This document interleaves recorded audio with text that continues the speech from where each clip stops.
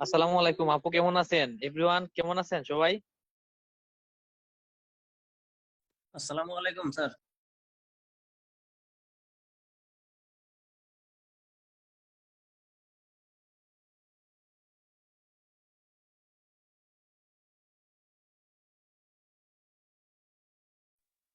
ভাইয়া, আমি সাদিকুর রহমান, আপনাদের বেস্টমিট। আসসালামু আলাইকুম। ওয়ালাইকুম সালাম, ভালো আছেন? আলহামদুলিল্লাহ, কেমন আছেন? আলহামদুলিল্লাহ, আমিও খুব ভালো আছি। সবাই ভালো আছেন কিনা জানতে চাইছিলাম। জি, আমি ওই প্রথম ক্লাসটা করতে পারলাম না, আমার এখন ওই নেটের সমস্যা ছিল, তো আজকে দ্বিতীয়টাতে আসলাম আর কি। এখন দেখি এখনো আচ্ছা কারেন্ট আচ্ছা। নাই অবশ্যই। হুম, এটা আর কি। ঠিক আছে, ইনশাল্লাহ কথা হবে।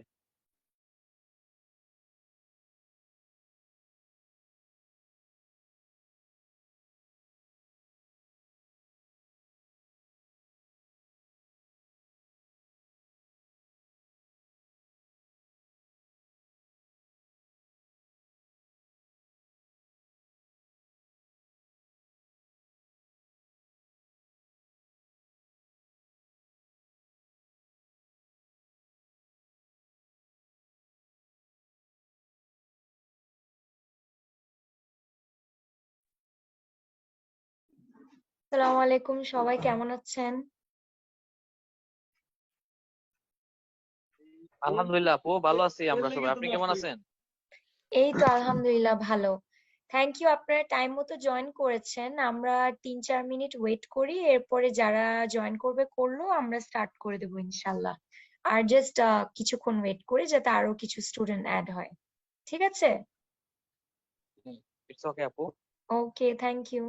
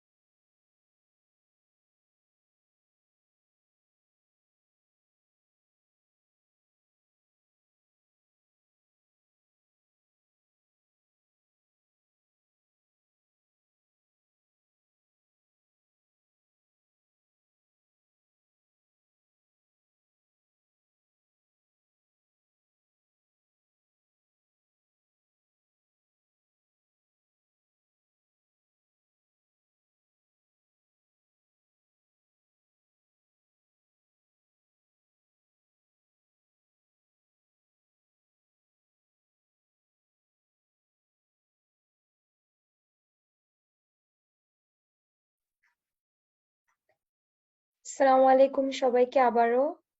আমি শুরু করে দিচ্ছি, যেহেতু প্রায় 6-7 জনের মতো জয়েন করেছেন। বাকিরা যদি এর মধ্যে জয়েন করে তো করলো, আমরা স্টার্ট করে দিই। ঠিক আছে, তাহলে আমাদের এখানে অনেকেই জয়েন করে ফেলেছেন। সো আজকে শুরু করছি, আজকের মডিউল নিয়ে কথা বলবো। তার আগে একটু জাস্ট আপনাদের থেকে জানতে চাচ্ছি যে গত সপ্তাহের যে মডিউলটা নিয়ে আমরা কথা বলেছি সেটা ছিল বেসিক্যালি জব সার্চিং নিয়ে বা জব অ্যানালাইজিং নিয়ে, কিভাবে আসলে লিঙ্কডইনটাকে আপনি বেস্ট ইউটিলাইজ করতে পারবেন, যারা লিঙ্কডইন অলরেডি ইউজ করছেন এবং যারা করছেন না তাদেরকে আসলে লিঙ্কডইনের একটা ছোট্ট আইডিয়া দেওয়া। সো আপনারা যারা আছেন, আপনারা আমাকে একটু বলেন যে লাস্ট ক্লাস নিয়ে কি আপনাদের কোনো কোয়েরি আছে লাস্ট ক্লাসের টপিক নিয়ে? যদি থাকে তাহলে আমরা শুরু করার আগে কিছু টুকটাক প্রশ্ন নিতে পারি। যদি লাস্ট ক্লাসে হয়তো দেরি হয়ে গিয়েছিল বলে অনেকে হয়তো কোয়েশ্চেন করতে পারেননি, লাস্ট ক্লাস নিয়ে কোনো যদি কোয়েশ্চেন থাকে। সাদিকুর রহমান ভাই, আপনার কোনো কোয়েশ্চেন আছে? আপনি হ্যান্ড রেজ করেছেন। জি আপু, আসসালামু আলাইকুম। ওয়ালাইকুম সেটা আসসালাম। হচ্ছে ওই ভাই আপনার এক ভাই কথা খুব আলাপ করছিল আস্তে অবশ্যই। শোনা যাচ্ছে। আচ্ছা, এখন কি শোনা যাচ্ছে? হ্যাঁ হ্যাঁ, এখন শোনা যাচ্ছে। আচ্ছা, থ্যাংক ইউ ভেরি মাচ। সেটা হচ্ছে এই প্রথম ক্লাসে যেটা হয়েছিল আলোচনা, সব টপিকসে ভালো ভালো লাগছে। তো একটা বিষয় হচ্ছে, এক ভাই মনে হয় আলাপ করছিল লিঙ্কডইনের যে আইডিটা বিষয় আর কি, ঠিক আছে। বেসিক্যালি আমারও কিন্তু একটা আইডিয়া আছে, বাট ওইটা আসলে মানে 100% আপডেট না, ঠিক আছে। তো টেকনিক্যাল বিষয় আছে যেটা আসলে অতটা এক্সপার্ট না আমি, মানে হুম হান্ড্রেড হুম পার্সেন্ট মানে আপডেট করে রাখতে পারি নাই। হুম হ্যাঁ, হুম। তো একটু অজ্ঞতার কারণে মূলত সিস্টেমটা আমি ঠিক বুঝতেছি না। সেটা হচ্ছে মানে পার্সোনালি কোনো হেল্প পাওয়া যাবে কিনা, যদি না হয় ঠিক আছে, সমস্যা নাই, আমার যদি সিনিয়র কেউ থাকে তাদের কাছে একটু হেল্প নিবো, ওইটাই আর কি আচ্ছা বলার আচ্ছা ছিল। আচ্ছা, লিঙ্কডইনটা কিভাবে? আসলে বেসিক্যালি আপনি আপনার সিভি কে যেভাবে সাজাবেন, আপনি জি। লিঙ্কডইনকে সেভাবেই সাজাবেন। যেমন ধরেন লিঙ্কডইনে শুরুতে আমরা যেরকম সিভিতে হয়তো শুরুতে একটা ছোট্ট আমাদের ইন্ট্রো দিই, একটা রাইট। ইন্ট্রোডাকশন দিই, লিঙ্কডইনে ওরকম দিতে হয়। বা আচ্ছা ধরেন আচ্ছা যে লিঙ্কডইনে আলাদা করে জব এক্সপিরিয়েন্স দিতে হয়, বা আচ্ছা ধরেন যে ওয়ার্ক এক্সপিরিয়েন্সের পাশাপাশি এডুকেশনাল ইনস্টিটিউশনের ইনফরমেশন, কোনো জি সার্টিফিকেশন থাকলে, কোনো ট্রেনিং থাকলে সেগুলো জি দিতে হয়। আমি আপনাদেরকে এমনি এখন লিঙ্কডইন খুলে জি। ছোট্ট একটা প্রিভিউ দিতে পারি। শিওর। দাঁড়ান আমি দেখি। একটু উপকৃত হতাম আসলে আমরা সবাই, হ্যাঁ, যদিও আমি হয়তো এখন হয়তো বুঝতেছেন না, পুরা পার্সোনালি আমি ডিটেল, উপকৃত হতাম। জি জি, আমি ডিটেইলে হয়তো এখন তো বলতে পারবো না যেহেতু সময় নেই। জি তবে জি, আমি সেটা জাস্ট লাগবে না, একটু সামারাইজ করে দেখালে চলবে। হয়তো খুলে দেখাতে পারি। আচ্ছা, আমি স্ক্রিনটা শেয়ার করি জাস্ট আপনার আন্ডারস্ট্যান্ডিং এর জন্য। আমার মনে হয় যে LinkedIn is a creative space, এবং আপনি যদি নিজের মতো করে সাজান, অবশ্যই ইংলিশটা প্রপার হতে হবে, ইংলিশে ভুল করা যাবে না। সুন্দর করে যদি সাজিয়ে আপনি প্রেজেন্ট করেন তাহলে কিন্তু খারাপ হবে না। আমার স্ক্রিন তো দেখা যাচ্ছে, তাই না? দেখা যাচ্ছে? জি জি জি। আচ্ছা, তো ধরেন লিঙ্কডইনে আসলে কি আপু, থাকে, আপনাদের এই যে কিন্তু এরকম নেটওয়ার্কে একটু প্রবলেম হচ্ছিল। হ্যাঁ, দেখতে কি পাচ্ছেন না? জি জি, দেখা দেখতে যাচ্ছে পাচ্ছি। ম্যাম। আচ্ছা হ্যাঁ, দেখতে পাচ্ছি। আচ্ছা আচ্ছা, সো ধরেন লিঙ্কডইনে বেসিক্যালি আপনাদেরকে আমি যদি ছোট করে একটু আইডিয়া দিই, আপনার একটা প্রোফাইল পিকচার থাকবে। সো এটা চেষ্টা করবেন যে আপনার এখন আসলে মডার্ন ডে সিভি গুলোতে বা মডার্ন ডে যেসব প্রোফাইল গুলো থাকে, দেখবেন যে একদম আপনার পাসপোর্ট সাইজ ফটো বা স্টুডিওতে তোলা ছবি, ওইসব দেওয়াটা আসলে প্রেফার করা হয় না। স্পেশালি আপনি যদি মাল্টি ন্যাশনাল বা ইন্টারন্যাশনাল অর্গানাইজেশনে কাজ করেন, আপনাকে সেমি ক্যাজুয়াল ছবি দিতে হবে। তার মানে আপনি একদম ফেসবুকে যেরকম উপরে নিচে আমরা যেভাবে অনেক পোজ দিয়ে ছবি তুলি, জি জি জি। ওরকম ছবিও দেওয়া যাবে না। আবার ধরেন একদম আমরা যেরকম পাসপোর্ট সাইজ ছবি বা স্টুডিওতে তোলা জাস্ট মুখের ছবি, ওরকম আমরা দেই না। কারণ ইউজুয়ালি যেটা হয় যে পাসপোর্ট সাইজ ছবিগুলোতে আসলে আপনার ফেসিয়াল এক্সপ্রেশনটা প্রপারলি বোঝা যায় না। এই জন্য নর্মাল ছবি যেটা আপনাকে প্রপারলি রিপ্রেজেন্ট করছে, খুব বেশি পোজি না, খুব বেশি ফ্যাশন টাইপের পোজ না, বাট একটা ন্যাচারাল পোজের আপনার ছবি দিতে পারেন লিঙ্কডইনে, যেহেতু এটা আপনার পাসপোর্ট না, যেখানে আপনি অনেকে কিন্তু সিভিতে একদম একদম মানে ক্লোজ একটা পাসপোর্ট সাইজ ছবি, কোনো হাসি নাই মুখে, খুবই শক্ত চেহারার ছবি দেয়, সেটাও কিন্তু ঠিক না, because first impression is the last impression. এই জন্য একটা বেসিক রেগুলার ছবি দিবেন যেটা আপনার পার্সোনালিটিকে রিপ্রেজেন্ট করছে, খুব বেশি পোজি দেওয়ার দরকার নাই, আবার একদম মানে খুব পাসপোর্ট সাইজ ছবিও দেওয়ার দরকার নেই। কভার ফটোতে ইউজুয়ালি আপনি আপনার কোনো অ্যাচিভমেন্ট নিয়েও ছবি দিতে পারেন, বা আপনার কোনো ইন্টারেস্টের জায়গার কিছু ছবি দিতে পারেন। দেন এগেন খুব বেশি আনপ্রফেশনাল কিছু না, বা ফেসবুকে যে টাইপের কভার ফটো আপনি হয়তো দিতেন সেরকম না, একটু প্রফেশনাল দিবেন। এখানে যেরকম আমি আমার মাস্টার্স এর কনভোকেশনে আমি অ্যাওয়ার্ড পেয়েছিলাম, সেটার ছবি দিয়েছি। এটাও কিন্তু একটা আমার ব্যাপারে কথা বলছে, যে হয়তো আমার প্রোফাইলটা দেখছে, সে জানলো যে আমার মাস্টার্স একটা অ্যাচিভমেন্ট আছে, তো সেই জিনিসটা বোঝানোর জন্য এই ছবিটা দেওয়া। তো এই ধরনের আপনি নিজে চিন্তা করে দেখেন যে কোন জিনিসটা আপনাকে ভালো রিপ্রেজেন্ট করবে। ছবিও কিন্তু আসলে ইম্পর্টেন্ট, কারণ এটাই আপনার প্রথম পরিচয়। তো এটা নিয়ে একটু আপনি চিন্তা করে দিবেন। তারপর আপনার নামের নিচে দেখবেন যে ছোট করে আপনার একটা ডিসক্রিপশন দেওয়া থাকে, সেখানে আপনি ছোট করে আপনার কারেন্ট যে অর্গানাইজেশন, আপনার একটা ডিগ্রি, যেমন আমি এমএসসি মার্কেটিং দিয়েছি, আমি কিন্তু এখানে দেই নাই যে ব্যাচেলার্স মার্কেটিং। কেন দেইনি? কারণ আমার তো আসলে মাস্টার্স দিলে আর লেখার দরকার নাই এখানে, কারণ এটা একটা ছোট জায়গা, এখানে হয়তো 100 ওয়ার্ডস বা 80 ওয়ার্ডস এর একটা ছোট্ট একটা লিমিট আছে। তো এখানে তো আসলে আমার masters, bachelors, SSC, HSC, O level, A levels এত কিছু দেওয়ার দরকার নাই। মাস্টার্স মানেই হচ্ছে আমি অলরেডি ব্যাচেলার্স করে ফেলেছি। এরপরে নিচে হচ্ছে আপনার ফিচার্ড বলে একটা সেকশন থাকে, যেখানে হচ্ছে আপনি আমি জানি না আপনারা দেখেছেন নাকি, ডিজাইনাররা যে ধরনের পোর্টফোলিও করে, ডিজাইনার বা এখনকার দিনে আমাদের মতো যারা ক্রিয়েটিভ কাজ করে, বা ইভেন কি আপনি যদি যে কোনো লাইনে থাকেন না কেন, আপনার কাজের একটা পোর্টফোলিও থাকলে ভালো, যে পোর্টফোলিওটাতে আপনি যে ধরনের কাজগুলো করেন সেগুলো কিছু স্যাম্পল থাকবে। ধরেন আপনি একজন ইঞ্জিনিয়ার, তাহলে আপনার কিছু ইঞ্জিনিয়ারিং রিলেটেড কাজ থাকবে আপনার পোর্টফোলিওতে। আবার ধরেন আপনি একজন এইচআর পারসন, সো আপনি যদি কোনো ধরনের নতুন সফটওয়্যার নিয়ে কাজ করে থাকেন, কোনো কিছু নতুন আপনার কোম্পানির জন্য কোনো কিছু ডেভেলপ করে থাকেন, সেটা থাকবে ফিচার সেকশনে। তো ফিচার সেকশনে আমি হচ্ছে বিভিন্ন ধরনের ভিডিও বানাই ব্র্যাকের জন্য, তারপরে হচ্ছে আমি বিভিন্ন ধরনের লেখা লিখে যেগুলো পত্রিকায় ছাপা হয়, সেগুলো হচ্ছে আমি ফিচার্ড সেকশনে দিয়েছি। প্রত্যেকটার পাশে দেখবেন একটা কলমের চিহ্ন আছে, ওই কলমটাতে ক্লিক করলে আপনি এডিট করতে পারবেন এবং অ্যাড করতে পারবেন, একদমই ফেসবুকের মতো। তারপরে অ্যাবাউট একটা সেকশন আছে। অ্যাবাউট সেকশনে হচ্ছে আমরা যেরকম সিভির শুরুতে একটা ইন্ট্রোডাকশন দিই, সেরকম একটা ইন্ট্রোডাকশন আপনি দিতে পারবেন ছোট করে আপনার জন্য। এবং এক্সপিরিয়েন্স সেকশনটা হচ্ছে মোস্ট ইম্পর্টেন্ট, যেখানে আসলে আপনি আপনার প্রত্যেকটা ওয়ার্ক এক্সপিরিয়েন্স, আপনি কোন কোন অর্গানাইজেশনে কাজ করেছেন, সেখানে আপনি ডিটেলসে আপনার কাজের আপনি ডিটেল গুলো দিতে পারবেন, ছবি দিতে পারবেন, কোন ধরনের কাজের স্যাম্পল দিতে পারবেন। আর এডুকেশনের এখানে হচ্ছে আপনি আপনার ইউনিভার্সিটি ডিটেলস দিবেন, লাইসেন্স এন্ড সার্টিফিকেশন, আপনি যে ধরনের সার্টিফিকেশন গুলো নিয়েছেন, কোন ধরনের ট্রেনিং কোর্স যদি করে থাকেন, সেগুলো আপনি এখানে দিবেন। আর ভলেন্টিয়ারিংটা হচ্ছে আপনি school life, college life, university লাইফে যেসব এক্সট্রা কারিকুলার অ্যাক্টিভিটিস করেছেন। তারপরে স্কিলস সেকশন আপনার যেগুলো স্কিলস, যেমন মাইক্রোসফট অফিস প্যাকেজ থাকতে পারে, এক্সেল থাকতে পারে, পাওয়ার পয়েন্ট থাকতে পারে, কোনো সফটওয়্যার থাকতে পারে। আর রেকমেন্ডেশনটা হচ্ছে যাদের সাথে আপনি কাজ করেছেন, তারা যদি আপনার জন্য কিছু একটা রেকমেন্ডেশন লিখে দেয়, যে যেমন এখানে একজন লিখেছে one of the best content writers, একজন লিখেছে Karishma keeps herself constantly updated, মানে আপনি যার সাথে কাজ করেছেন সে আপনাকে নিয়ে আপনি রিকোয়েস্ট করলে এখানে কিছু রেকমেন্ডেশন লিখে দিবে, আপনাকে যাদের সাথে কাজ করেছেন তাদেরকে দিতে হবে। তারপরে ধরেন প্রজেক্টস এর সেকশনে আপনার যদি কোনো থিসিস বা পাবলিকেশন থাকে আপনার ইউনিভার্সিটি লাইফে, সেগুলো দিতে পারেন।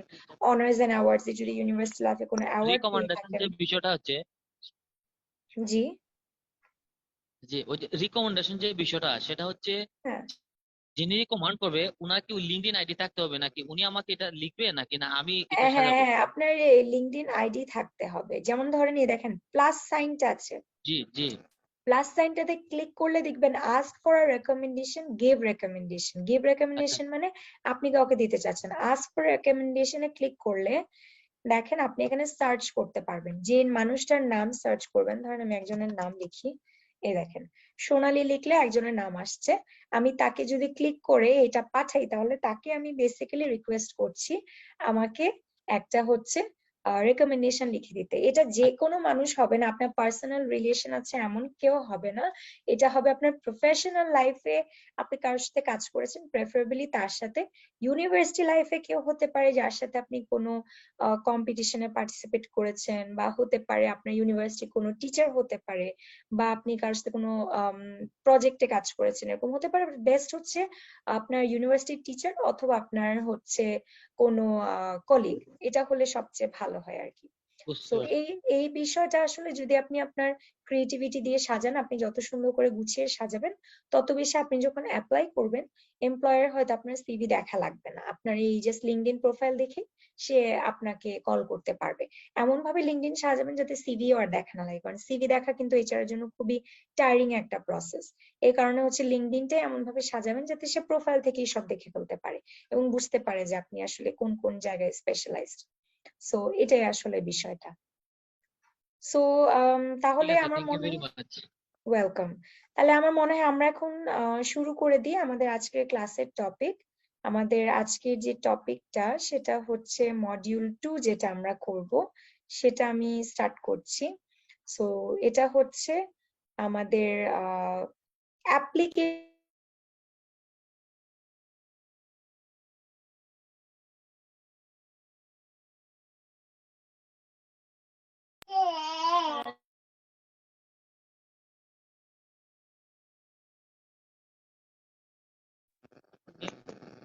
আপু নেটওয়ার্কের সমস্যা, কিছু শোনা যাচ্ছে না।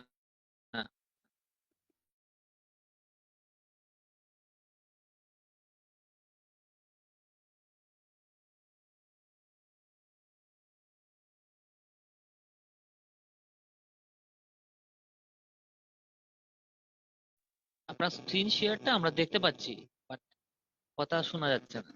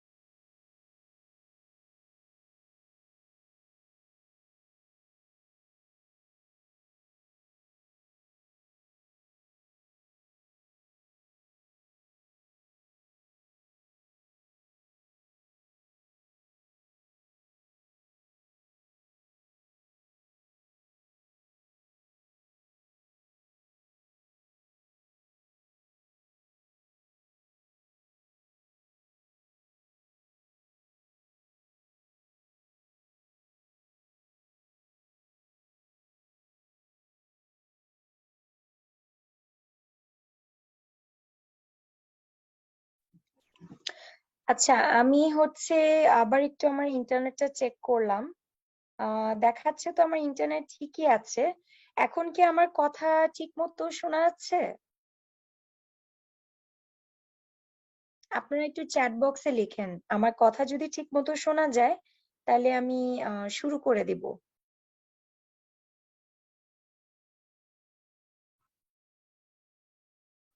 আচ্ছা, শোনা যায়, ওকে গ্রেট। আচ্ছা, তাহলে এখন হচ্ছে আমাদের মডিউল 2 টা আমি স্টার্ট করি। আমাদের মডিউল 2 টা যেটা বললাম, during application of NGO jobs. So basically আমাদের এই কোর্সটা আসলে কি, আমি যদি আপনাদেরকে বলি, এই কোর্সটা আসলে আমাদের একটা জার্নির মতো, যেখানে হচ্ছে আপনারা একেবারে শুরু থেকে শেষ পর্যন্ত একটা জব অ্যাপ্লিকেশন প্রসেসের আইডিয়া পাবেন। যার কারণে শুরুতে আপনাদেরকে আমি দেখালাম হচ্ছে জব সার্চিংটা কিভাবে করবেন এবং জব সার্চিং এর সময় আসলে আপনার কোন কোন বিষয়গুলো মাথায় রাখতে হবে। সো এখন হচ্ছে আমি আপনাদেরকে পরবর্তী যে স্টেপটা উইচ ইজ অ্যাপ্লিকেশন, হ্যাঁ, আমি যখন গতবার যেটা দেখালাম যে আমরা কিভাবে কিছু জব শর্টলিস্ট করে আসলে ডিসাইড করতে পারি যে this is actually right for me, so আমি এখন এই জবটাতে অ্যাপ্লাই করি। যারা লাস্ট ক্লাসটা করেননি তারা প্লিজ হচ্ছে ক্লাস রেকর্ডিংটা একটু দেখে নিয়েন গতবারের, তাহলে আপনারা একটু বুঝতে পারবেন যে আমি কি কথা বলছি। যেহেতু প্রত্যেক ক্লাসের আসলে রিপিটেশন করা পসিবল না, তাই আমি আপনাদেরকে যদি ছোট করে বলি, আমরা গত ক্লাসে আসলে কথা বলেছিলাম যে জব সার্চ কিভাবে করব বিভিন্ন প্ল্যাটফর্মে, এরপরে যে জবগুলো আসলে দেওয়া থাকে সেই ভ্যাকেন্সি গুলো আমি কিভাবে স্টাডি করে বুঝবো যে এটা আমার জন্য রেলেভেন্ট বা কোনটাতে অ্যাপ্লাই করলে আসলে আমার কল পাওয়ার চান্স বেশি এবং কোনগুলোতে আসলে আমার অ্যাপ্লাই করা উচিত যদিও আমার মনে হয় যে এটাতে আমার পুরোপুরি মিলছে না। সো যখন আমি ডিসাইড করে ফেলবো যে I am going to apply for this job, what is the next step? Of course আমার এখানে সবচেয়ে ইম্পর্টেন্ট যে ফ্যাক্টর গুলো তার মধ্যে হচ্ছে তিনটা বিষয়। একটা হচ্ছে আমার সিভি, একটা হচ্ছে আমার কভার লেটার বা যে অনলাইন অ্যাপ্লিকেশন ফর্মটা আছে which is kind of the cover letter, আর একটা হচ্ছে আমার ইমেল এটিকেট, যেটা খুবই ইম্পর্টেন্ট। কারণ হচ্ছে অনেক জায়গায় আপনাকে ধরেন আমি যদি ফার্স্ট এক্সাম্পল দিই, যদি আমি বিডি জবস এর থ্রুতে অ্যাপ্লাই করি তাহলে কি হবে? তাহলে আমার সিভি দিয়ে অ্যাপ্লাই করতে হবে, সো অবভিয়াসলি আমার সিভিটা ইম্পর্টেন্ট। আবার ধরেন যে আমি অ্যাপ্লাই করছি কভার নর্মাল মেল দিয়ে, আমাকে বললো একটা মেল দিয়ে তুমি এটা অ্যাপ্লাই করো, একটা ইমেল অ্যাড্রেস দিয়ে দিল, দিয়ে বললো যে তুমি এই মেল অ্যাড্রেসে তোমার সিভিটা পাঠাও। তখন আপনি কভার লেটার না চাইলেও কভার লেটারটা দেওয়া উচিত, কারণ কভার লেটার হচ্ছে আসলে আপনার একটা প্রফেশনাল অ্যাটিটিউড। যে যদি কভার লেটার আলাদা করে বলে, যেমন ধরেন ইউএন এর যে জবগুলা ওগুলোর জন্য ইউজুয়ালি কভার লেটারের কথা উল্লেখ করাই থাকে, বাট অন্যান্য জায়গায় যদি কভার লেটার কথা উল্লেখ না করা থাকে এরপরেও আমি মনে করি যে সিভির সাথে সাথে কভার লেটার দেওয়াটা উচিত। ঠিক আছে? আর হচ্ছে যদি এমন হয় যে আপনাকে ইমেলে পাঠাতে হচ্ছে তাহলে তো অবশ্যই ইমেল এটিকেটটা খুবই ইম্পর্টেন্ট, যে আমি ইমেলে আসলে কিভাবে নিজেকে প্রেজেন্ট করছি। ঠিক আছে? সো একটা একটা বিষয় নিয়ে আসবো। তার আগে আমি একটু আপনাদের থেকে জানতে চাচ্ছি যে আপনারা যারা আছেন আমাকে একটু বলেন যে আপনারা কি মনে করেন যে what is the difference between CV and cover letter? আপনাদের আন্ডারস্ট্যান্ডিংটা একটু শুনি। আপনাদেরকে আমি আনমিউট করে দিয়েছি। আপনারা কেউ একজন ফার্স্টে বলেন যে সিভি আর কভার লেটার আসলে পার্থক্যটা আপনি কি মনে করেন? এখানে আসলে ওরকম কোনো strong right and wrong answer নাই, সো আপনার যেটা মনে হয় সেটাই বলতে পারেন।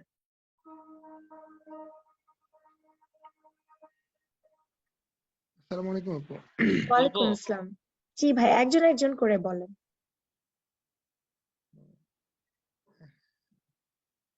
আসসালামু আলাইকুম। ওয়ালাইকুম আসসালাম। জি ভাই। আপু আমি সিভিটাতে যেটা বুঝছি যে সিভিটাতে আমাকে সম্পূর্ণটা প্রেজেন্ট করবে আর কি, মানে আমার আচ্ছা ডিটেলস সম্পূর্ণ প্রেজেন্ট করবে, আর কাভার লেটারটা হচ্ছে আমাকে শর্ট আকারে মানে সিভি চাতে শর্ট ভাবে আমাকে প্রেজেন্ট করবে, আমি এতটুকুই বুঝি আর কি। আচ্ছা, থ্যাংক ইউ ভাই, ভেরি গুড। আর কেউ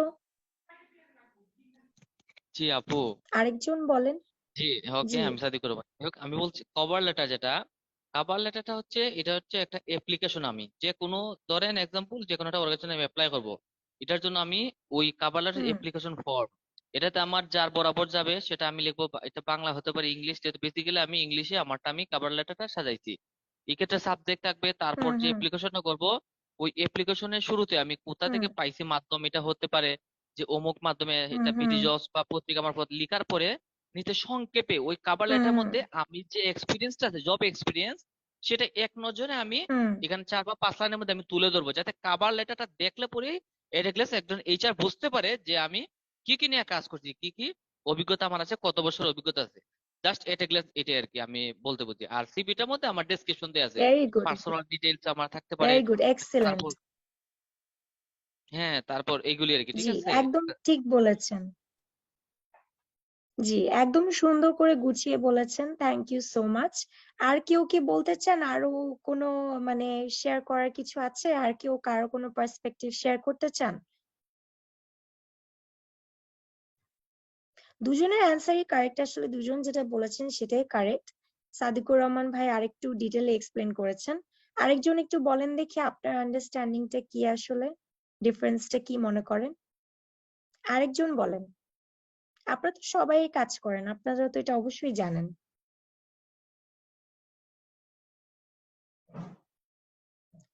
আচ্ছা, আমি কি তাহলে কাউকে জিজ্ঞেস করবো নাকি? এখানে তো নাম আছে, আমি তাহলে কি একজনকে জিজ্ঞেস করবো নাকি কেউ বলবেন?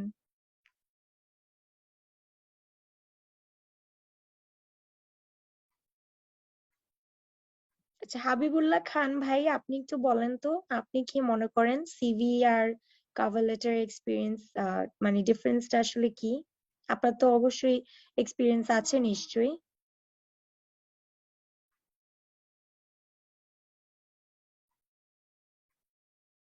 হাবিবুল্লাহ খান ভাই, আপনি কি আছেন?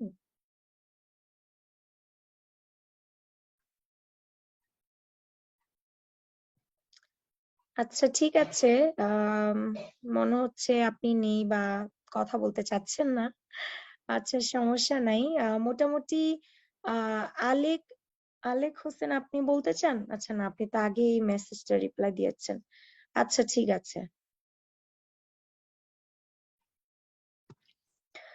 সো বেসিক্যালি যেটা ওনারা দুজন বললেন সেটা মোটামুটি একদম সুন্দর করে গুছিয়ে বলেছেন, দুজন ভালো মতোই গুছিয়ে বলেছেন।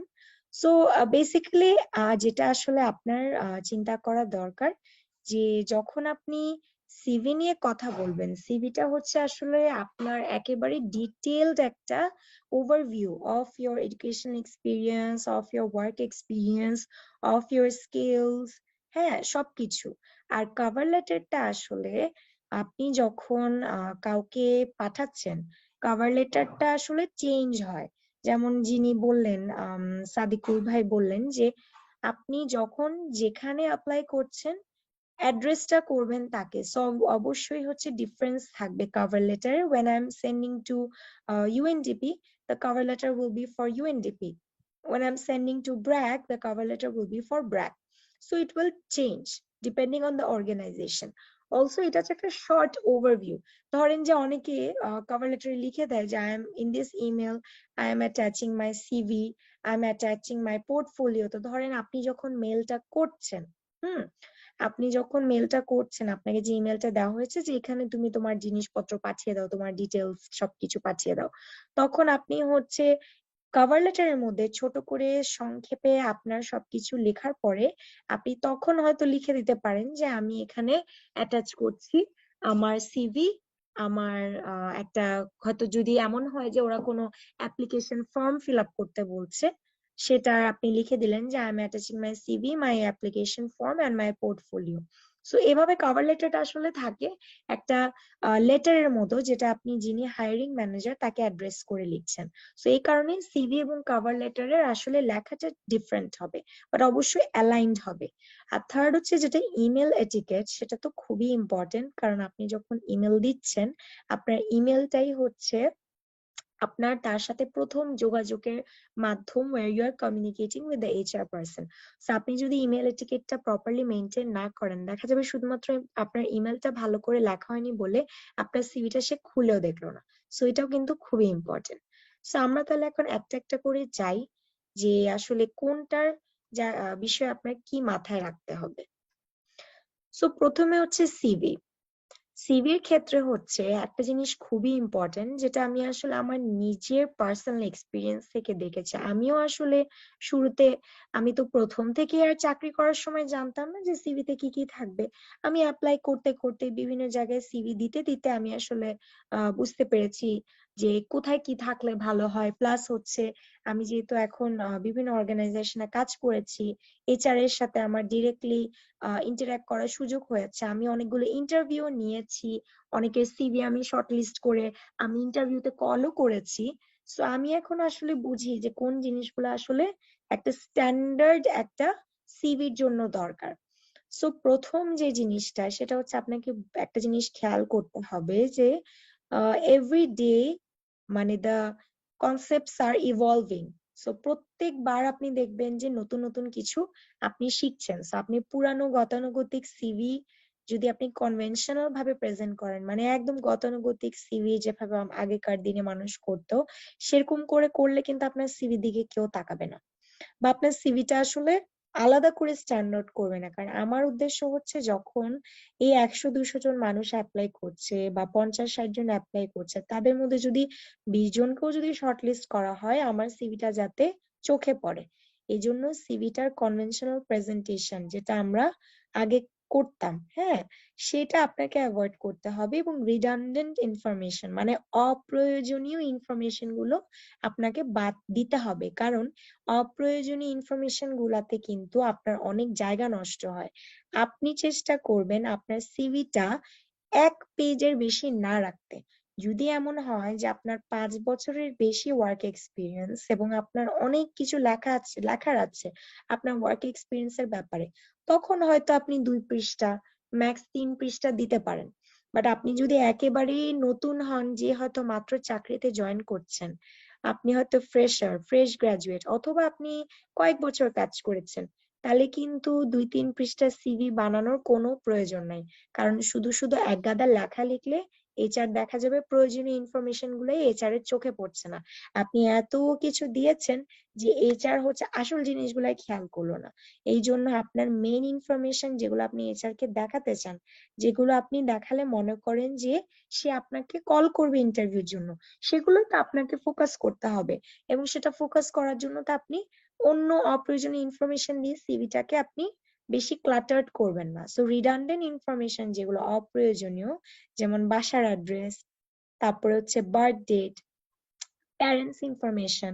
যেমন ধরেন আপনি এখন বাসার অ্যাড্রেসে আপনি ধরেন কথা কথা আপনি ঢাকার একটা জবের জন্য অ্যাপ্লাই করছেন এবং আপনি ঢাকায় থাকেন, তখনও তো আপনি থাকেন ধরেন গুলশানে, আপনি জাস্ট লিখলেন গুলশান ঢাকা। অ্যাড্রেস তো অবশ্যই দিবেন, কিন্তু ডিটেইলড অ্যাড্রেস, ধরেন আপনি অ্যাড্রেসের জায়গায় লিখলেন গুলশান ঢাকা, হ্যাঁ, বা আপনি থাকেন হচ্ছে কক্সবাজার, আপনি লিখলেন কক্সবাজার সদর কক্সবাজার। আপনি চিটং এ থাকেন, আপনি লিখলেন জিসির মোড় চট্টগ্রাম। আপনার লেখার দরকার নেই হাউস নাম্বার এত, রোড নাম্বার এত, তারপর হচ্ছে বাড়ির নাম এই, এত কিছু আপনার দিয়ে স্পেস নষ্ট করার দরকার নেই। অনেকেই সিভির মধ্যে ডিটেইলড হোম অ্যাড্রেস লিখে, যেটা আসলে আপনার মানে আমি বলবো যে অজ্ঞতারই পরিচয় দেয়। এই জন্য যারা জানেন না তারা এখন থেকে এটা অ্যাভয়েড করবেন। তারপরে ধরেন এই যে বার্থ ডেট লেখা, বার্থ ডেটের তো আসলে কোনো দরকার নাই। আপনি যদি সরকারি চাকরির জন্য অ্যাপ্লাই করেন, তাহলেই না আপনার একটা এজের একটা লিমিট আছে যে ও ও 28-এর পরে অ্যাপ্লাই করতে পারবে না, 30-এর পরে অ্যাপ্লাই করতে পারবেন না। ইউজুয়ালি প্রাইভেট জব গুলোতে তো ওভাবে বার্থ ডেট থাকে না। হ্যাঁ, যখন আপনি সিনিয়র পোস্টের জন্য অ্যাপ্লাই করছেন, আপনার ওয়ার্ক এক্সপিরিয়েন্স দেখে বুঝবে যে আপনি কি সিনিয়র পোস্টের জন্য আপনি এলিজিবল নাকি। আপনার বার্থ ডেট দেখে তো আর মানে এটা ঠিক করবে না। সো এটাও এত ইম্পর্টেন্ট। আবার প্যারেন্টস ইনফরমেশন, অনেকে যেটা করে সিভিতে বাবা মা সবার নাম দেয়, বাবা মায়ের নাম ডিটেলস এগুলো দেয়, এগুলোরও দরকার নেই। এগুলো আসলে শুধু জায়গা নষ্ট। আপনি বেশি ফোকাস করবেন আপনার স্কিলস আর ওয়ার্ক এক্সপিরিয়েন্সে। ওয়ার্ক এক্সপিরিয়েন্সটা ইম্পর্টেন্ট, ওয়ার্ক এক্সপিরিয়েন্সটাতে সবচেয়ে বেশি জায়গা নেবেন এবং স্কিলস এ সবচেয়ে বেশি জায়গা নেবেন। স্কিলস মানে যে জিনিসগুলোতে আপনি সবচেয়ে বেশি পারদর্শী। যেমন ধরেন হতে পারে যে আপনি কোনো সফটওয়্যারের কাজ পারেন, যেটা আপনি মনে করেন যে এটা প্রেজেন্ট করার মতো। আপনি হয়তো এক্সেলে খুবই পারদর্শী, সেটাতে আপনার প্রফিসিয়েন্সি লেভেল অনেক হাই, সো আপনি সেটা দিতে পারেন। আপনি নতুন কিছু সফটওয়্যার নিয়ে কাজ করতে পারেন যেগুলো হয়তো অন্যরা পারে না। আপনি হয়তো ফটোশপ ইলাস্ট্রেটর পারেন, আপনি ডিজাইন করতে পারেন, আপনি ফটোগ্রাফি পারেন। হ্যাঁ, এইসব যেগুলো স্কিলস, সেগুলো অবশ্যই আপনি দিবেন। আর ওয়ার্ক এক্সপিরিয়েন্স এর ক্ষেত্রে যেটা করবেন, আপনার যদি একটা হলেও জায়গায় কাজের অভিজ্ঞতা থাকে বা কয়েকটা জায়গায় থাকে, আপনি চেষ্টা করবেন যেটা আপনার রেগুলার রোল। হ্যাঁ, যেমন কি থাকে, ধরেন যে আমি এখন দিলাম আমি হচ্ছে 2 বছর আমি অমুক একটা সিমেন্ট কোম্পানিতে আমি এইচআর এর কাজ করেছি। তো আমার রোলস এন্ড রেসপন্সিবিলিটিস তো আমি লিখবই, যেখানে থাকবে হচ্ছে আমি এইচআর হিসেবে এতজন মানুষকে রিক্রুট করি প্রতিদিন, আমি ইন্টারভিউ কন্ডাক্ট করি, আমি মিটিং হ্যান্ডেল করি। এগুলো হচ্ছে আপনার প্রতিদিনের রেগুলার টাস্ক। এর পাশাপাশি আপনি উপরে একটা অ্যাচিভমেন্ট সেকশন অ্যাড করতে পারেন, যেখানে হচ্ছে আপনি যে 2 বছর কাজ করেছেন, সেই 2 বছর আপনি এক্সট্রা আপনার রোল এবং রেসপন্সিবিলিটির বাইরে আপনি নতুন কি করেছেন, যেটা অর্গানাইজেশনের জন্য খুবই ভালো একটা বেনিফিট অ্যাড করেছে। যেমন ধরেন আমি যেরকম লিখি যে আমি যদি কোনো নতুন ওয়েবসাইট লঞ্চ করে থাকি সেটা আমার একটা অ্যাচিভমেন্ট, কারণ এটা আমার দৈনন্দিন কাজের মধ্যে পড়ে না। বা আমি একটা ক্যাম্পেইন করেছি, যে ক্যাম্পেইনটার কারণে হয়তো এতজন মানুষকে আমি ক্যাপচার করতে পেরেছি। বা আমি হয়তো যদি সেলসে কাজ করি, কথার কথা, তাহলে আমি সেলসে এতজন মানুষের টার্গেট রিচ করতে পেরেছি, বা এই ধরনের। সো বেসিক্যালি অ্যাচিভমেন্ট সেকশনটা দিলে আপনার এইচআর যে আপনার সিভি দেখছে, সে আপনার সবগুলো রোলস এন্ড রেসপন্সিবিলিটিস পড়ার আগে উপরে আপনার অ্যাচিভমেন্ট সেকশনটা পড়লে সে আইডিয়া পেয়ে যাবে যে না, ও প্রতিদিন অফিসের কাজ যে শুধু করে তা না, ও এক্সট্রা ভ্যালু অ্যাড করে। আপনি যদি একজন ইঞ্জিনিয়ার হন, আপনি কি কি প্রজেক্টে কাজ করেছেন এবং এই প্রজেক্ট গুলা যে সাকসেসফুল হয়েছে সেটা নিয়ে আপনি অ্যাচিভমেন্ট সেকশনে লিখতে পারেন। সো এই বিষয়টা আপনি যদি হাইলাইট করেন, তাহলে কিন্তু আপনার সিভিটা অন্যদের থেকে আলাদা হবে, কারণ এটা সবাই করে না। এবং এটা গুছিয়ে লিখতে পারাও একটা কিন্তু সুন্দর বিষয়। সো এখানে আপনি আপনার ক্রিয়েটিভিটিটা ইউজ করতে পারেন। আর আমি আমার পার্সোনাল এক্সপিরিয়েন্স থেকে দেখেছি যে এভাবে আসলে গুছিয়ে লিখলে জিনিসটা অনেক হেল্পফুল হয় এবং অনেক চোখে পড়ে। আরেকটা হচ্ছে যেটা বললাম, যে যদি আপনার 5 বছরের কম এক্সপিরিয়েন্স থাকে, তাহলে অবশ্যই চেষ্টা করবেন যে সিভিটা ছোট করতে, 1 পেজের মধ্যে রাখতে পারলে সবচেয়ে ভালো। কারণ কারণ আপনার এই জিনিসটা মাথায় রাখতে হবে যে রিক্রুটারদের আসলে এত টাইম নেই। কারণ আমরা আগের ক্লাসে এটা নিয়ে আলোচনা করেছি যে ওদের আসলে এতগুলো সিভি ওদের আসলে হাতে পড়ে, যে যখন সে এইচআর, সে আসলে খুবই টায়ার্ড থাকে। তার আসলে এতগুলো 200-300 সিভি সর্ট আউট করার মতো এত এনার্জি থাকে না, কারণ তাকে অনেকগুলো সিভি সর্টিং করতে হয়। এই জন্য আপনি যদি একটা সিভির মধ্যে, একটা পেজের মধ্যে আপনার সিভিটা সাজাতে পারেন, এটা তার চোখেও পড়বে বেশি, তার নজরেও পড়বে বেশি, এবং শর্টলিস্ট করার সম্ভাবনা বেশি।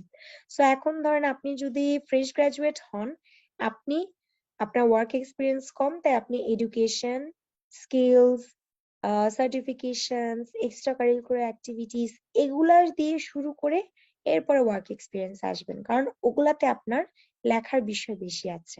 আবার যদি এমন হয় যে আপনি ওয়ার্ক এক্সপিরিয়েন্স আপনার অনেক বেশি, তাহলে আপনি ওয়ার্ক এক্সপিরিয়েন্স দিয়ে অনেক কিছু লিখবেন এবং হয়তো এডুকেশন এবং কোয়ালিফিকেশনটা উপরে ছোট করে লিখলেন, এবং স্কিলস এবং সার্টিফিকেশন এগুলো extra curricular activities work experience এর পরে সাজাবেন।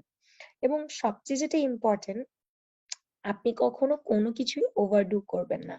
আপনি মানে সিভিটাকে অনেক আউটস্ট্যান্ডিং বা অনেক ডিফারেন্ট করতে গিয়ে আবার অতিরিক্ত গ্রাফিক্স, মানে প্রচুর কালার, প্রচুর মানে ভিজুয়ালাইজেশন, প্রচুর স্মার্ট আর্ট দিয়ে সিভিটাকে এত বেশি মানে রং বেরঙের করে ফেলবেন না যে আপনার যে লেখাগুলো আছে সেগুলোই হারিয়ে যায়। যেমন অনেকে যে কাজটা করে, যে দেখা যায় সিভির মধ্যে এত ডার্ক ডার্ক কালার দেয় বা এত বেশি কালার দিয়ে দেয় যে তখন যে লেখাগুলো, সেই লেখাগুলো কিন্তু একদম হারিয়ে যায়। তো আপনার যেটা করতে হবে, it has to be clean, smart and slick. মানে আমি আমার সিভিটার ব্যাকগ্রাউন্ডটা হয়তো সাদা হতে পারে, তার মধ্যে আমি হয়তো কিছু কালারের বর্ডার দিতে পারি, কিছু কালারের আমি ছোট ছোট সেকশন করতে পারি, ছোট ছোট কিছু আইকন ইউজ করতে পারি, এবং আমি ফন্ট গুলো সব এক রাখবো। এমন যাতে না হয় যে আমার ওয়ার্ক এক্সপিরিয়েন্স এর জায়গায় আমি এরিয়াল ইউজ করছি, আবার আমি এডুকেশনের জায়গায় আমি হেলভেটিকা নিউ অ্যাড করছি, আবার আমি স্কিলস এর জায়গায় টাইমস নিউ রোমান করছি। একই রকম ফন্ট রাখবেন, সব জায়গায় ফন্টের সাইজ এবং ফন্টের টাইপ সেম হবে। এটা কনসিস্টেন্ট হতে হবে। যেটা করতে পারেন, হেডিং দিতে পারেন, যে আমি যখন ওয়ার্ক এক্সপিরিয়েন্স এর হেডিং দিচ্ছি, তখন আমি তো ওয়ার্ক এক্সপিরিয়েন্স এর হেডিংটার সাইজ নিচের ডিসক্রিপশন লেখার উপরে ওয়ার্ক এক্সপিরিয়েন্সটার সাইজটা একটু বড় করতে পারি, আর নিচের গুলো হয়তো আমি আরেকটু ছোট করতে পারি। আমি হেডিং গুলো হয়তো ডিফারেন্ট কালারের ফন্টে দিতে পারি, বা হেডিং গুলো আমি বোল্ড দিতে পারি, এবং নিচের গুলো হয়তো আমি সিম্পল রাখতে পারি। কিন্তু আপনি অতিরিক্ত কালার, অতিরিক্ত গ্রাফিক্স ইউজ করলে দেখা যাবে আবার তখন নজরটা অন্যদিকে চলে যাবে। তখন আপনার সবকিছু চলে যাবে আপনার ভিজুয়ালাইজেশন, এবং চোখ ধাঁধানো কোনো কিছু করবেন না।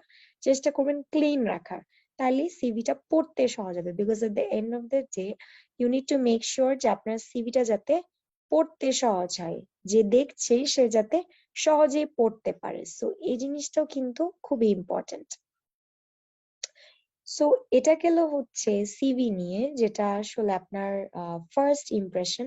সো চেষ্টা করবেন যে সিভিটা খুব গুছিয়ে লিখতে, এবং অবশ্যই অবশ্যই আপনি কোনো ধরনের গ্রামাটিক্যাল মিস্টেক, যেহেতু সিভি তো আসলে ইংলিশে হয়, হ্যাঁ, এবং এনজিওর কথা যদি বলি, এনজিওতে তো অবশ্যই সিভি ইংলিশে হবে। সো এই জিনিসটা খুবই ইম্পর্টেন্ট যে আপনি কোনো স্পেলিং মিস্টেক, কোনো গ্রামাটিক্যাল এরর না করেন।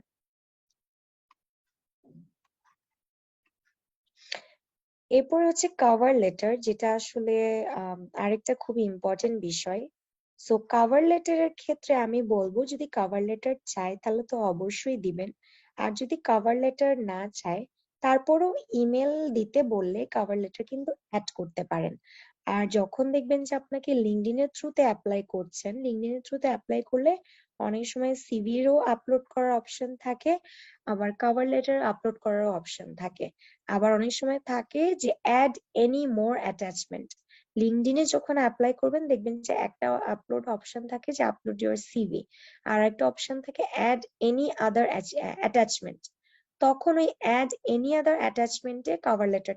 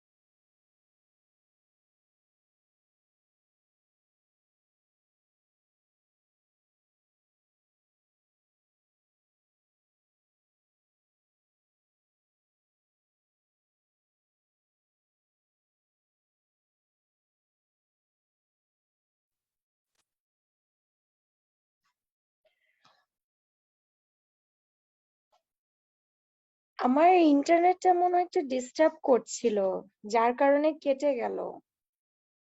আপনারা আমার কথা কতদূর শুনেছেন? আমি তো হঠাৎ করে দেখি ডিসকানেক্টেড হয়ে গেল। আমার কথা কি এখনো শোনা যাচ্ছে? এখন শোনা যাচ্ছে আপু। আচ্ছা, তখন কতদূর শুনেছেন? আমি তো কথা বলেই যাচ্ছিলাম। Last 60 second, 60 second. আচ্ছা, মানে সিভি ব্যাপারে যেগুলো বলেছিলাম সেগুলো কি সব শোনা গেছে? হ্যাঁ, মোটামুটি সবকিছু শোনা গেছে। লাস্টের মানে এখন আপনার এটার থেকে ক্যান্সেল হওয়ার হয়তো 1 মিনিট আগ থেকে শোনা যায়নি আর কি। ও আচ্ছা আচ্ছা, শেষের তাহলে দিকে ঠিক আছে। না আপু, কাভার লেটারটা শোনা যায়নি, যে কাভার লেটার থেকে কি যেন আচ্ছা আচ্ছা, বলতেছে। ওই যে মনে হয় কারেন্ট চলে গিয়েছিল, তো আবার জেনারেটর অন হলো, এই জন্য হঠাৎ করে ইন্টারনেটটা চলে গেল। আচ্ছা ঠিক আছে, তাহলে আমি আবার স্ক্রিনটা শেয়ার করি।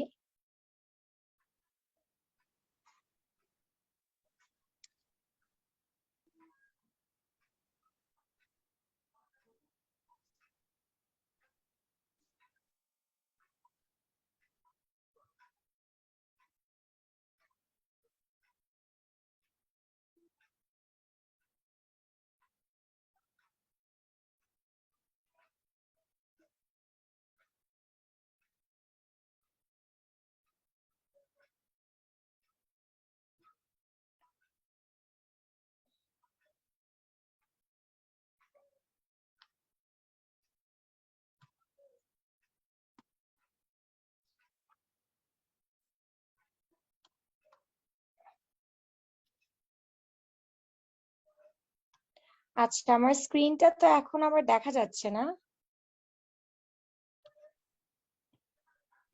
জি আপু, দেখা যাচ্ছে।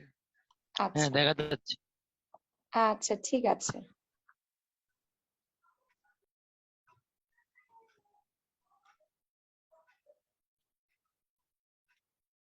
সো আমরা তাহলে কথা বলছিলাম কভার লেটার নিয়ে। সো কভার লেটার নিয়ে যেটা বলছিলাম, সিভিতে তো আপনি আসলে আপনার সবকিছু ডিটেলসই দিবেন। কভার লেটার যেটা করবেন, সেটা যেটা বলছিলাম একটু আগে, লাইনটা কেটে যাওয়ার আগে, অবশ্যই কভার লেটার যদি লেখা থাকে, এই জন্য সবসময় ইনস্ট্রাকশনস গুলো খুবই ভালো করে পড়বেন। এটা আসলে খুবই ইম্পর্টেন্ট। কারণ আমরা অনেক সময় দেখা যায় কোনো জব ভ্যাকেন্সি দেখলে তাড়াহুড়া করে অ্যাপ্লাই করে দিই।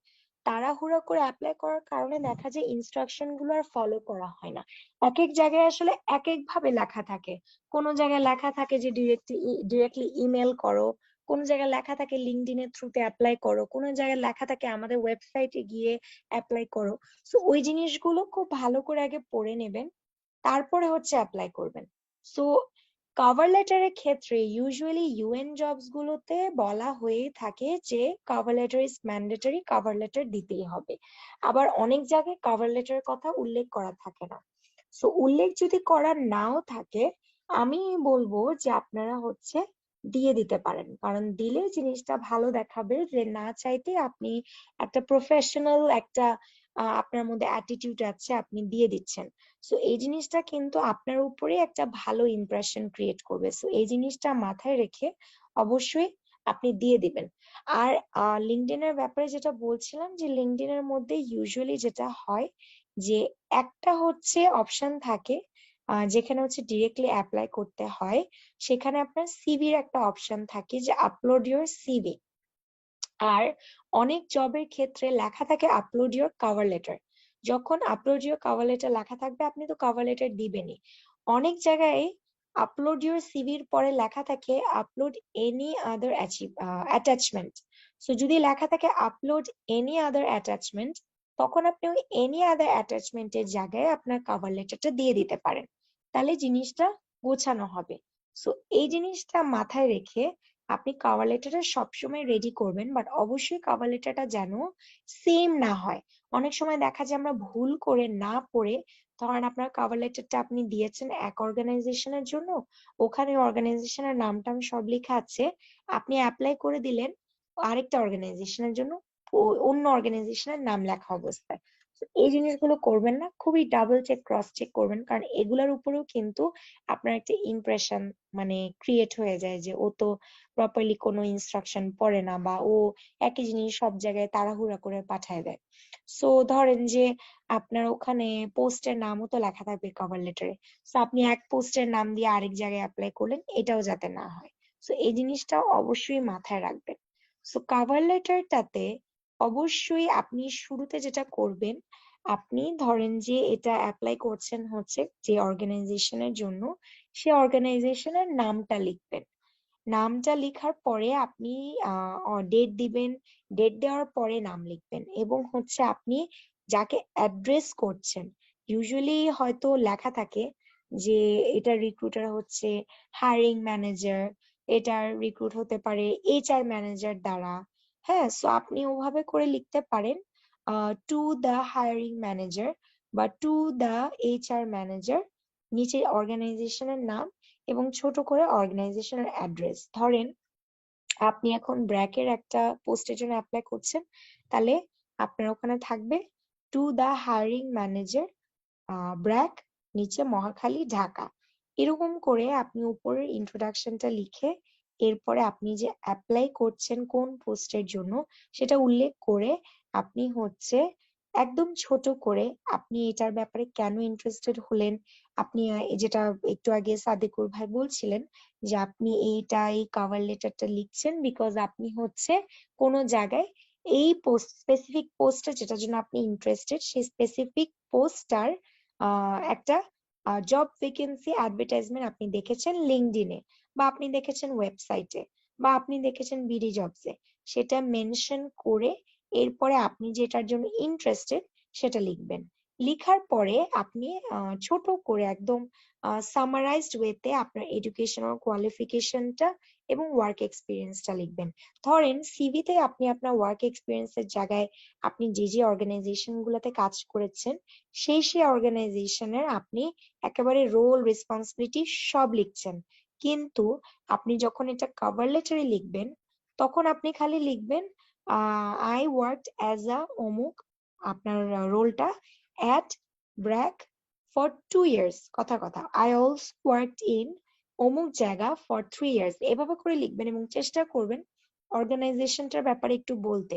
যেমন ধরেন এমন যদি হয় আপনি এমন একটা অর্গানাইজেশনে কাজ করেছেন সেটা হয়তো কেউ চেনে না, হতেই পারে, কিন্তু আপনি যখন সেটা করবেন আপনি হচ্ছে অবশ্যই লিখে দিবেন যে I worked at a renowned engineering institute named অমুক অ্যাজ আ অমুক ফর এত ইয়ার্স।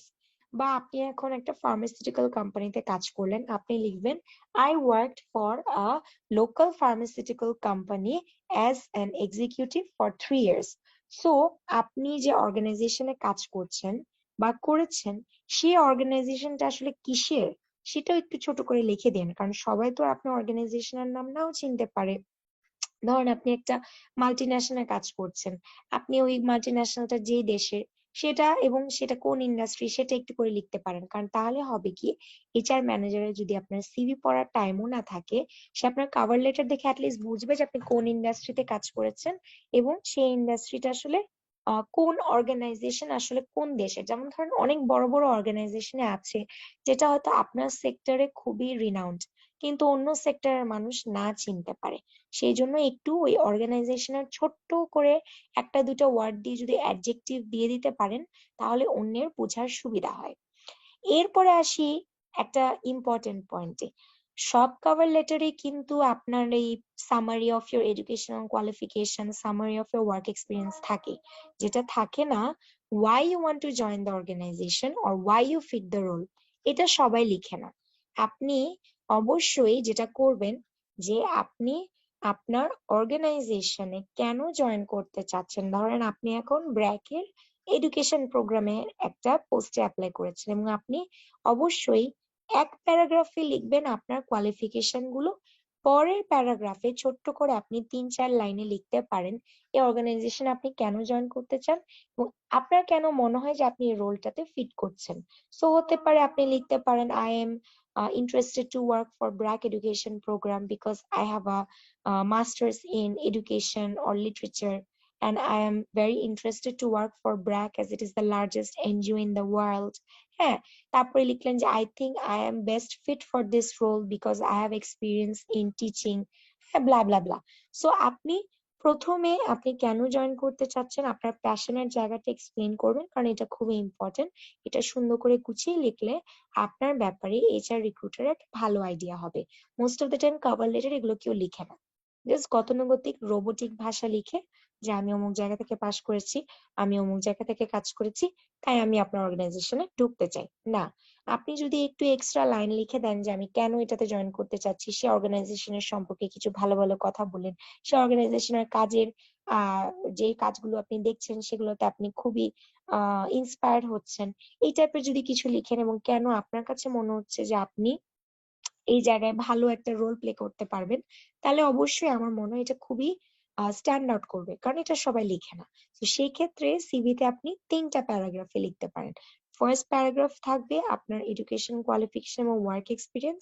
সেকেন্ড প্যারাগ্রাফ থাকবে আপনি কেন জয়েন করতে চান।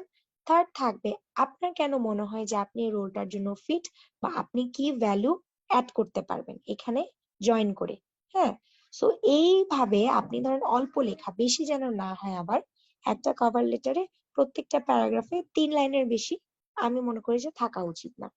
সো এইভাবে করে আপনি যদি 3 প্যারাগ্রাফে সাজিয়ে লিখেন কভার লেটারটা, তাহলে এইচআর এর যদি কোনো কারণে আপনার সিভি পড়ার টাইম না থাকে, সে কিন্তু আপনার কভার লেটার পড়ে আপনার ব্যাপারে একটা আইডিয়া পেয়ে যাচ্ছে, এবং হয়তোবা সে ফার্স্ট স্ক্রিনিং এর জন্য আপনাকে ডেকেও দিতে পারে যে আচ্ছা ফার্স্ট যে ইন্টারভিউটা বা ফার্স্ট যে রিটেন এক্সামটা, এটা তার কভার লেটার পড়ে আমি তাকে কল দিই। এর পরবর্তীতে যখন ইন্টারভিউ হবে তখন আমি তার সিভিটা ভালো করে পড়বো। এই কারণে কভার লেটারটাও খুবই ইম্পর্টেন্ট। এরপরে হচ্ছে আপনি যেটা করবেন, আপনার কভার লেটার আর সিভি অবশ্যই ডিজাইন সেম রাখবেন। এমন যাতে না হয় যে সিভি আর কভার লেটার একসাথে পাঠাচ্ছেন কিন্তু সিভিতে সব ফন্ট হচ্ছে এরিয়াল, কভার লেটারে সব ফন্ট হচ্ছে টাইমস নিউ রোমান। সিভিতে কালার কোডটা হচ্ছে ব্লু অ্যান্ড হোয়াইট, আর কভার লেটারে কালার কোড হচ্ছে ইয়েলো অ্যান্ড হোয়াইট। আপনি দুটোই সেম রাখবেন। সিভিতে যে কালার প্যালেট দিবেন কভার লেটারেও সেই কালার প্যালেট দিবেন। থিম যেটা দিবেন, তো যদি আপনার থিম হয় ধরেন যে ডান সাইডে এই লেখাগুলো থাকবে, বাম সাইডে এই লেখাগুলো থাকবে, তাহলে কভার লেটারে ওরকম ভাবেই আপনি বর্ডার বা ওভাবেই হচ্ছে আপনি লাইনিং, স্পেসিং, মার্জিন সবকিছু সেম রাখবেন। তাহলে দুটা যখন একসাথে পাঠাবেন, দুটা জিনিস দেখতে সুন্দর লাগবে। ঠিক আছে, এই জিনিসগুলো কিন্তু প্রেজেন্টেশনের অংশ, এবং এগুলো কিন্তু আমি নিজেই ধাপে ধাপে বিভিন্ন জায়গায় অ্যাপ্লাই করে করেই শিখেছি। এখন একজন লিখেছেন যে সিভি এবং কভার লেটার ফরম্যাট দিলে ভালো হয়। হ্যাঁ, আমি আপনাদেরকে এই ক্লাসটা আমি আপনাদেরকে বলছি কি করতে হবে। আপনারা নিজেরা নিজেরা আপনারা একটু ঘাটাঘাটি করেন, একটু চিন্তা করেন যে কিভাবে সাজাবেন। নেক্সট ক্লাসে আমি ক্লাসের শুরুতে আপনাদেরকে একটা স্যাম্পল দেখাবো। এই ক্লাসে দেখাবো না, আজকে আপনারা আগে বোঝার চেষ্টা করেন যে কি কি থাকবে, কি কি থাকা উচিত। নিজেরা এই সপ্তাহটা আপনাদের সিভি কভার লেটার নিয়ে কাজ করেন। আমি নেক্সট ক্লাসে আপনাদেরকে একটা স্যাম্পল দেখাবো। ঠিক আছে? আচ্ছা, সাদিকুর ভাই লিখেছেন অনুমতি দিলে আমার সিভিটা একটু শেয়ার করতাম। ঠিক আছে, আপনাদের যদি কারোর রেডি সিভি থাকে, আপনারা হচ্ছে আমার ইমেল অ্যাড্রেসে সিভি পাঠাতে পারেন। আমি হচ্ছে দেখে সময় করে আমার ফিডব্যাকটা দিয়ে দিব যে আসলে এখানে কি কি কাজ করতে পারেন। আমার ইমেল অ্যাড্রেসটা আমি চ্যাট বক্সে দিয়ে দিচ্ছি। আপনারা হচ্ছে আমার ইমেলে আপনারা আপনাদের সিভিটা দিয়ে দিতে পারেন, আমি দেখে দেব।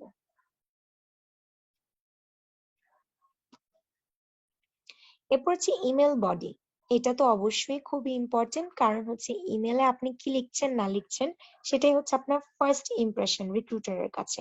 আমাদের নিউ এরা একাডেমিতে আমাদের ইমেলের উপরে একটা আলাদা কোর্সই আছে, সেটাতে আরো ডিটেলসে আপনাদেরকে আসলে পড়ানো হবে যে কিভাবে ইমেলটা আসলে আপনি বেস্ট ইউজ করতে পারেন।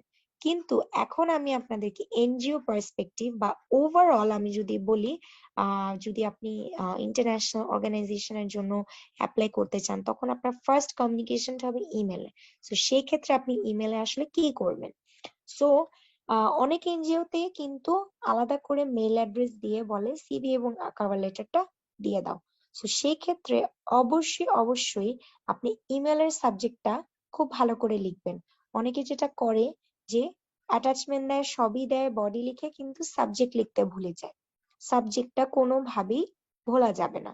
সাবজেক্টে খুব সুন্দর করে আপনি যেই পজিশনটাতে অ্যাপ্লাই করছেন সেটার কথা তো লিখবেনই, অ্যাট দ্য সেম টাইম নিজের জন্য একটা ছোট্ট করে ইন্ট্রো দিতে পারেন, যেটার কারণে চোখে পড়বে। ধরেন যে এখন একটা পোস্ট এসেছে ব্র্যাকে ম্যানেজারের, আপনার মতো আরো 100 জন কিন্তু এইচআর কে মেইলে লিখছে applying for position of manager BRAC. Hmm. So HR যখন তার ইমেল খুলবে, তার ইমেলের ফোল্ডারে অলরেডি মানে 100 জনের সাবজেক্ট লাইন একই, manager communications BRAC, position of manager communications BRAC. So এখানে আপনি কি ডিফারেন্ট দিতে পারেন যাতে ওই 100টা ইমেলের মধ্যে ওই একটা আপনার ইমেলের সাবজেক্ট দেখে সে খুলবে, সে তো সাবজেক্ট দেখেই খুলবে। সো তখন আপনি এরকম করে লিখতে পারেন, experienced communication specialist applying for position of manager communications in BRAC. So এই একটা লাইনে কিন্তু আপনি সে মেল খোলার আগেই আপনি কিন্তু বলে দিলেন যে আপনি সে যে পোস্টের জন্য মানুষ খুঁজছে সে পোস্টে আপনি এক্সপিরিয়েন্সড। সো একটা লাইনে আপনি কি সুন্দর করে বলে দিলেন যে আপনি এক্সপিরিয়েন্সড। 100 জন লিখেছে applying for position of manager communications in BRAC, আপনি লিখেছেন experienced communication specialist applying for position of manager communications in BRAC। আপনি অলরেডি আলাদা। আবার ধরেন আপনি এক্সপিরিয়েন্স নাই, কিন্তু আপনি হচ্ছে হয়তো আপনার যেই সাবজেক্টে পড়াশোনা করেছেন সেটাতে আপনি লিখতে পারেন যে graduate and post graduate holder in finance and accounting applying for the position of manager finance.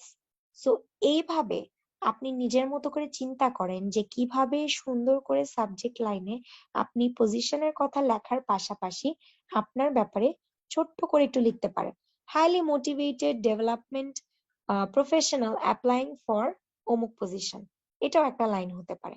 আমি জাস্ট এক্সাম্পল দিচ্ছি। সো এভাবে করে আপনি কিন্তু নিজের ব্যাপারে ছোট্ট করে লিখে সাবজেক্ট লাইনটাতেই নিজেকে অন্যদের থেকে আলাদা করে দিচ্ছেন।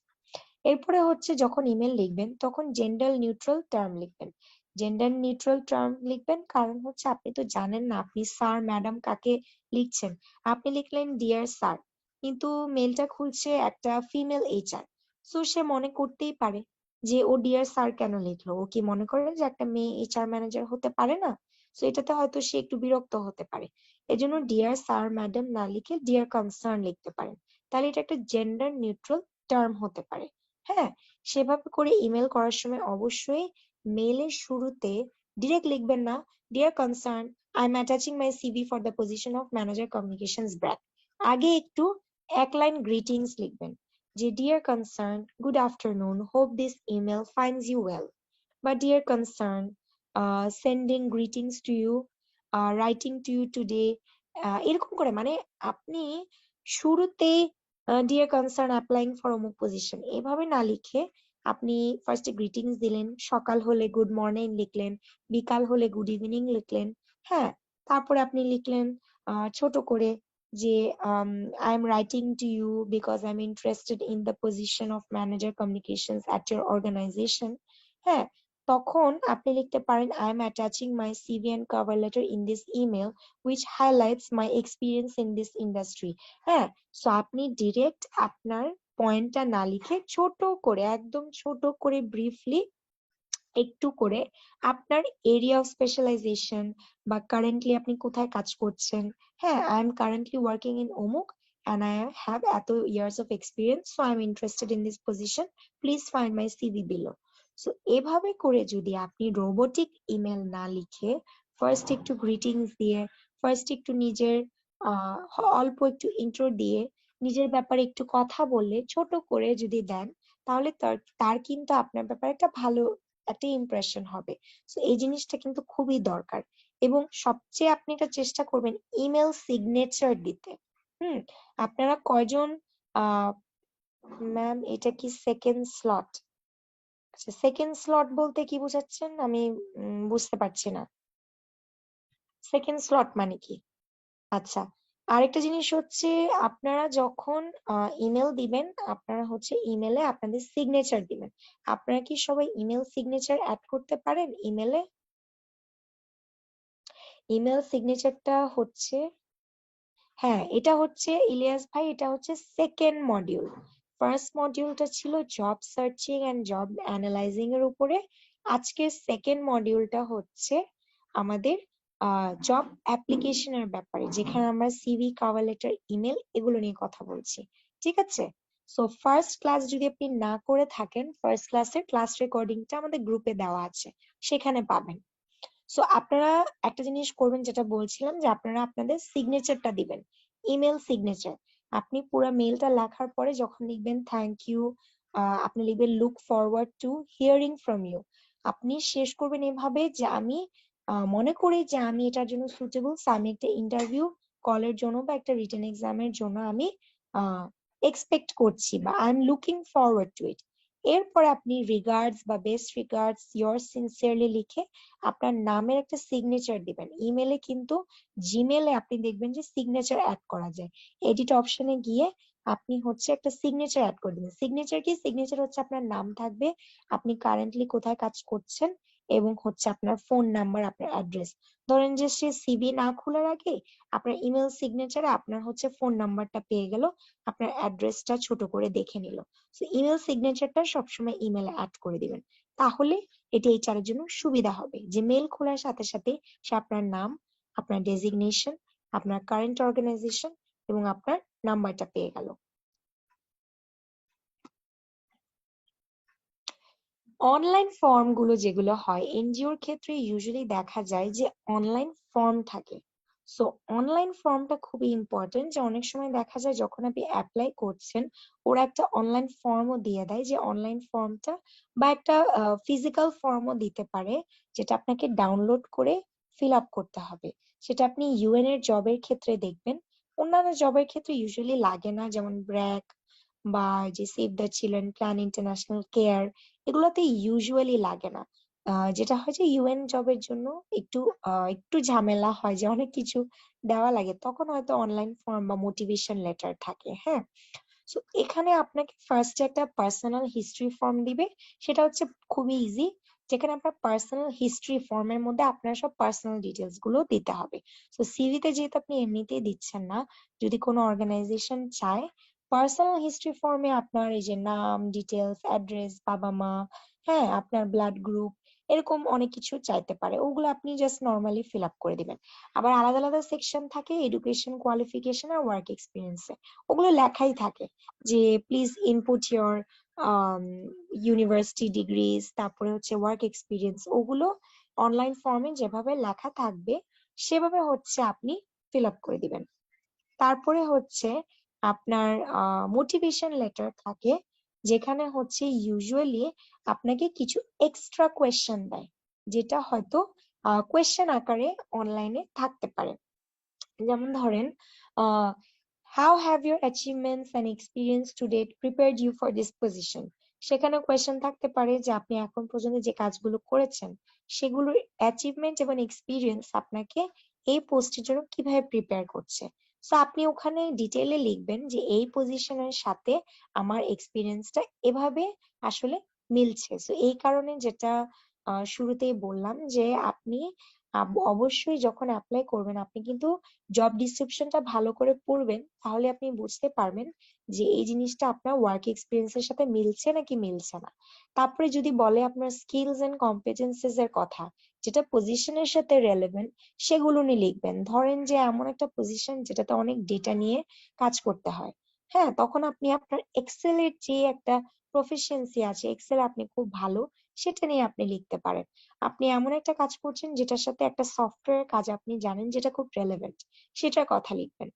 তারপর হচ্ছে how does this position align with your career aspirations. এখানে হচ্ছে আপনি ফিউচারে আপনি যে কাজটা করতে চান, যেমন আপনারা অনেকে প্রথম দিন বলেছেন যে আপনারা এনজিওতে কাজ করতে চান এই কারণে, সেগুলি আপনি সুন্দর ভাষায় সুন্দর করে লিখে দিবেন যে আমি আসলে ডেভেলপমেন্ট সেক্টরে কাজ করতে চাই, কারণ আমি ডেভেলপমেন্ট সেক্টরের ব্যাপারে খুবই প্যাশনেট, এবং আমি মানুষের জন্য কাজ করতে চাই, মানুষের উন্নয়নে কাজ করতে চাই, এবং আমি মনে করি এই পজিশনটা আমাকে হেল্প করবে তাতে, এবং আমি এখন পর্যন্ত যে এক্সপিরিয়েন্স গুলো গেইন করেছি সেটা দিয়ে আমি আসলে এই রোলের জন্য ভালো করতে পারবো।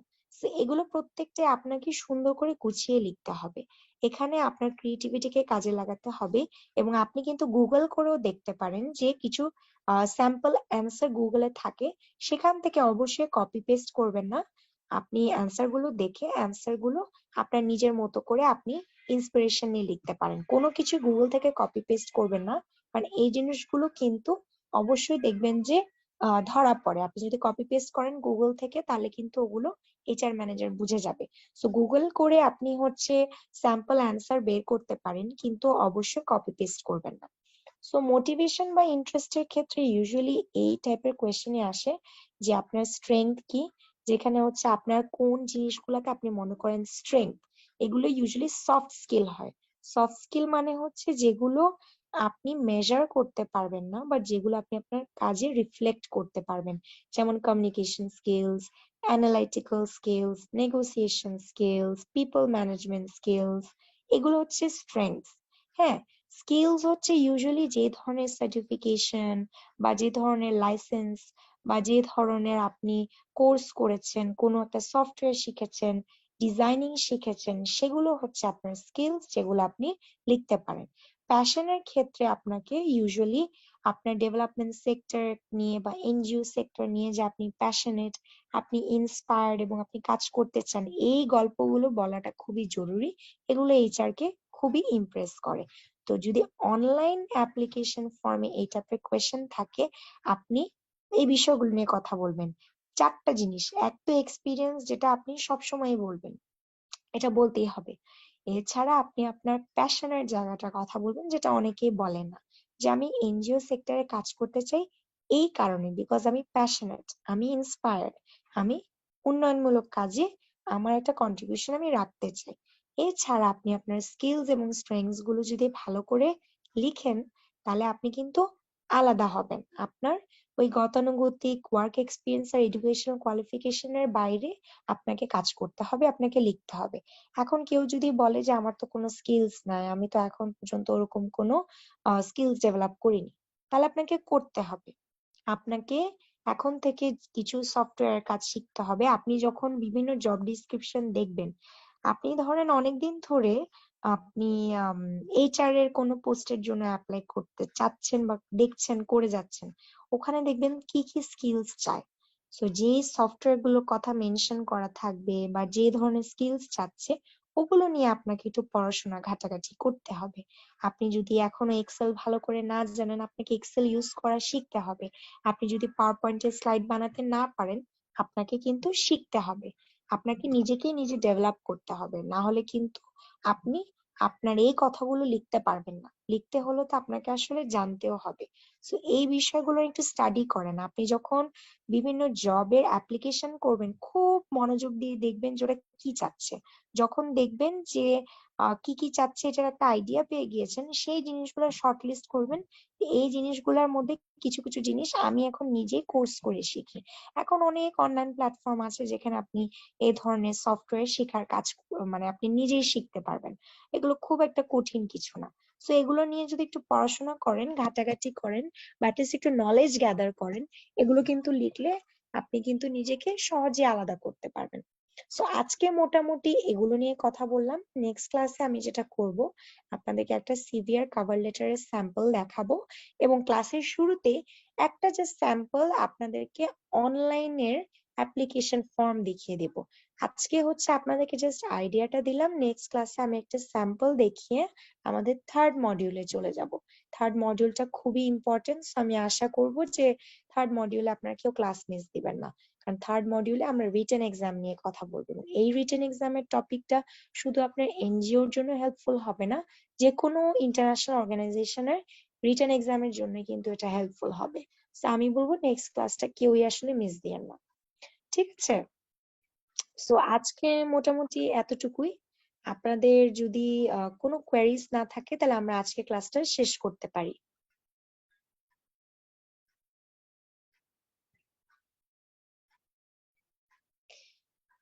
আচ্ছা, সো তাহলে আমরা আজকে যেহেতু 10টা 15 বেজে গিয়েছে, আমরা তাহলে আজকের ক্লাসটা এখানেই শেষ করি।